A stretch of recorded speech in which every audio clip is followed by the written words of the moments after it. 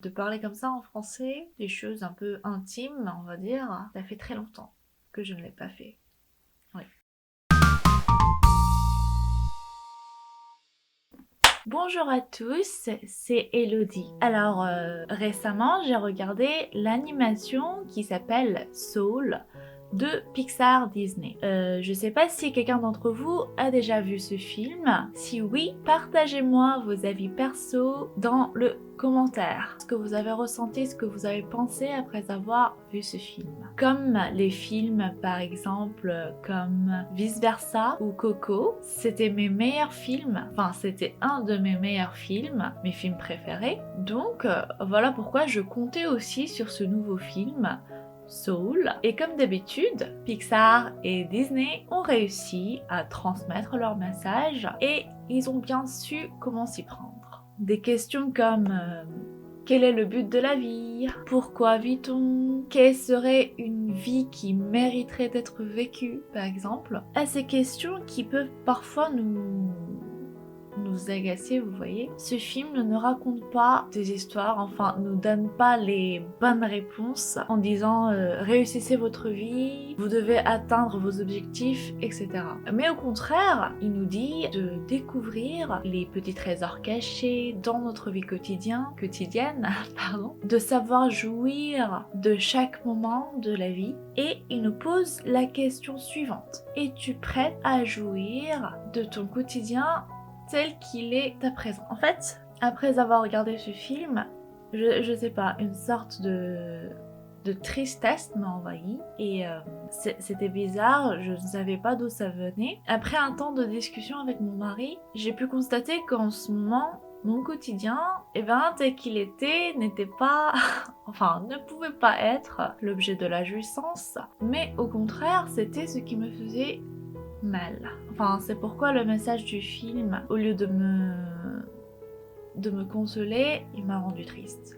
Eh bien, avec le nouvel an et mes nouvelles résolutions de l'année, j'ai commencé le premier mois de l'an 2021 avec une grande passion. Donc voilà, j'ai commencé. Mais vous savez, la vie, c'est la vie. Comme le montre très bien la phrase française, c'est la vie. Voilà, tout à coup, j'ai eu plein d'histoires par-ci par-là, plein de problèmes, boum boum boum boum. Et surtout, en fait, c'était des histoires de, vous savez, de famille, de santé, enfin, des choses qui me dépassaient complètement. Oui, et à partir de ce moment-là, j'avais un peu la tête en l'air, enfin, j'étais comme ça, je ne pouvais rien faire de mes journées, vous voyez. Bon, après, comme ça, je passais des heures sous les larmes.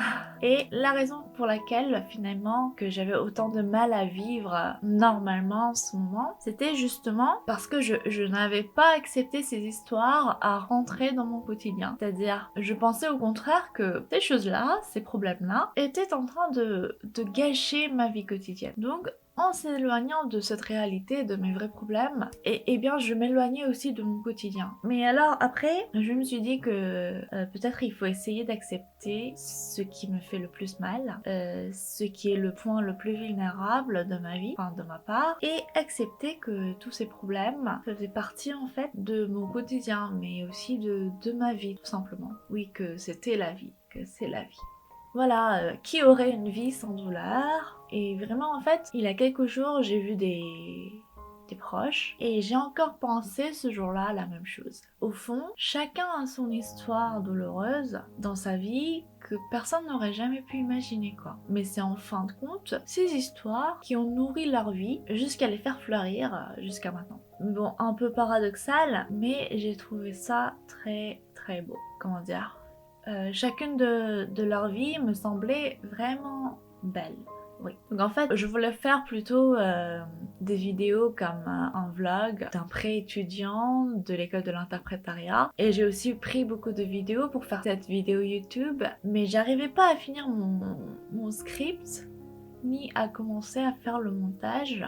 des vidéos que j'avais prises. Voilà, comme aujourd'hui, j'ai pu libérer un peu ce que j'avais dans la tête, ce que j'avais ici, ce que j'avais à l'intérieur avec vous. Je pense que maintenant je serai un peu plus libre, que je pense pouvoir revenir avec d'autres vidéos maintenant. Vous savez, ça fait déjà 1 an que j'ai commencé cette chaîne YouTube et voilà, maintenant il finit par jouer un rôle de consolateur cette fois-ci.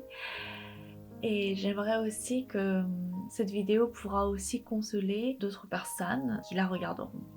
Donc tout simplement, enfin c'est pas si simple que ça, mais c'est-à-dire c'est lorsqu'on accepte la vie telle qu'elle est, qu'on peut enfin jouir des petites choses qui nous entourent et encore découvrir les trésors qui nous attendent, les autres. Je sais pas si c'est c'est mon commentaire personnel du film ou bien si j'ai un peu raconté ma vie trop en détail. Mais bon, je voulais aussi faire une sorte de vidéo qui pouvait aller un peu plus loin que de donner seulement des informations ou des cours de français ou des sous-titres en coréen ou en français, des actualités, mais aussi un peu des choses qui partagent la vie comme ça. Mais j'ai quand même essayé de parler en français. Je sais pas si ça va vous aider. Mais ça fait un peu bizarre parce que les choses qui concernent l'émotion et tout ce que je ressens, j'ai l'habitude, enfin depuis 10 ans du moins, à les raconter en coréen. Et de parler comme ça en français, des choses un peu intimes, on va dire, ça fait très longtemps que je ne l'ai pas fait. Oui, ben pourquoi pas continuer avec cette chaîne YouTube.